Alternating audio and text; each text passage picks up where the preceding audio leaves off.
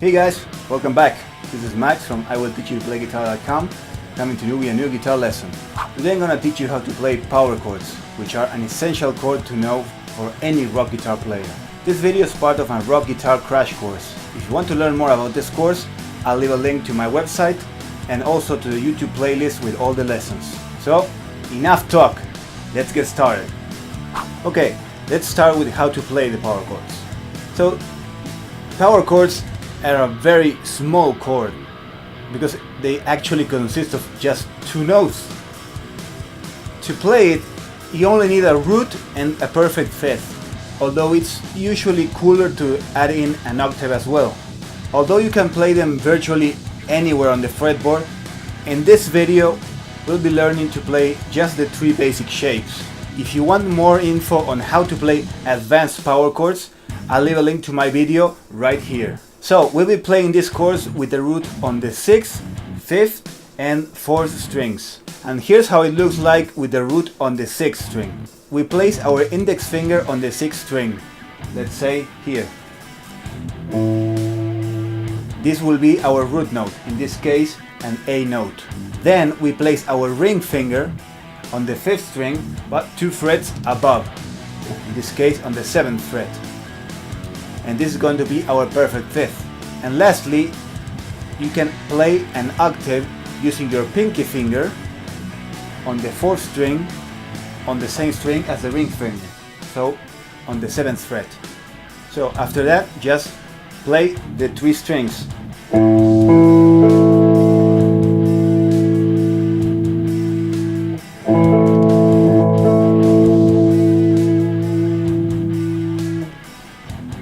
Now, this same shape can be transferred to the 5th and 4th strings.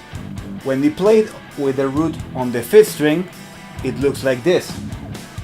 Again, we're going to be using our index finger on the root note, which, let's say I want to play here, which is an E on the 7th fret on the 5th string.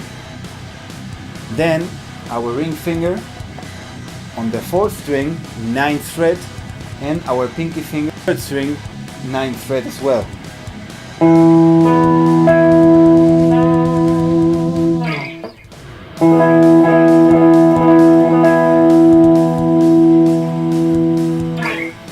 So it's exactly the same shape as the previous one. However, when we play the power chord on the 4th string, we have to shift our pinky finger 1 fret because of the water diffraction effect, as I explained in this video. And here's how it looks like. Index finger on our root note, ring finger on our 5th, and our pinky finger, to find our octave, it has to be 1 fret above the ring finger, like this. If I were to play on the same fret, that's not an octave. That's a major 7th.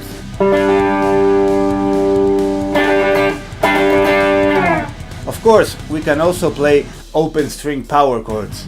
If we take our shapes back to the top of the fretboard, you can actually free your index finger from playing the root note and instead play the rest, like so.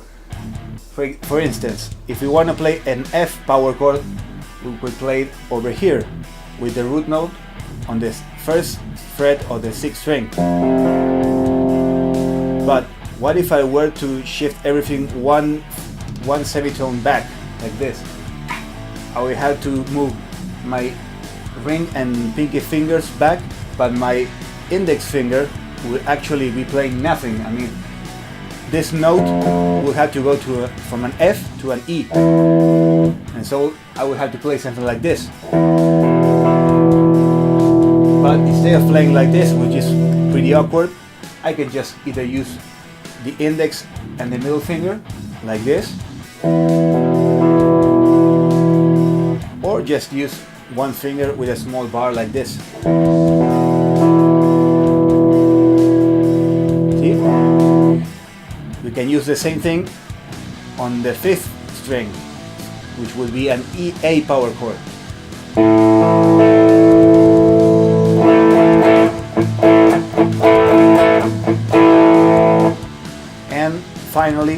can use this on the 4th string, but make sure you are shifting one finger for the octave, okay? It will look like this.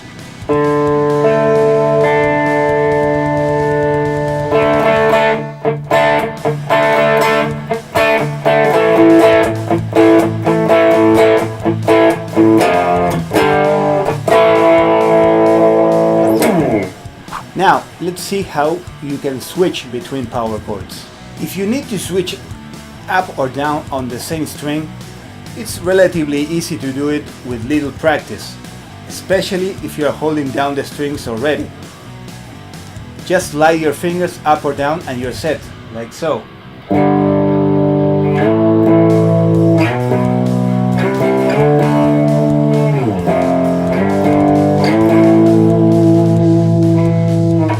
However, if for some reason you do not feel comfortable sliding your fingers on the string, that's fine, but I would recommend that you do not lift your fingers too much from the fretboard when you are trying to switch chord to chord. The closer you can keep your fingers, the easier and faster it will be when you are switching the chords, even when you are still learning. Always try to keep the shape of the fingers intact so that the next power chord will be easier to land. So let's say, if I want to switch a chord but I do not want to slide my fingers, avoid doing this. Let's say I play this, and then do like this, and then like this.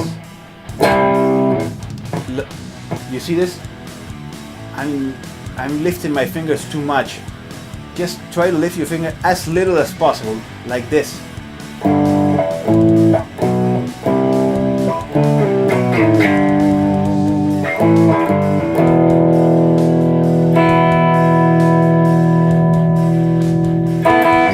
Whenever we have to switch chords and we have to also skip strings, it becomes a bit trickier, because you cannot just slide your fingers and this forces you to lift them, and at first this can be much more challenging if you still don't have the muscle memory on how to place the fingers without thinking.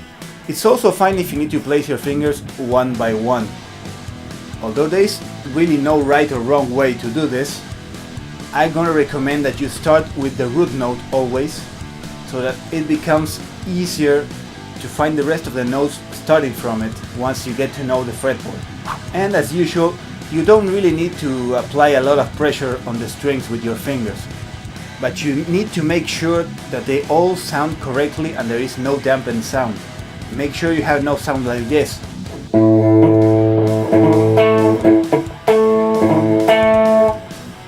Can you hear them? Make sure that each note sounds as it has to.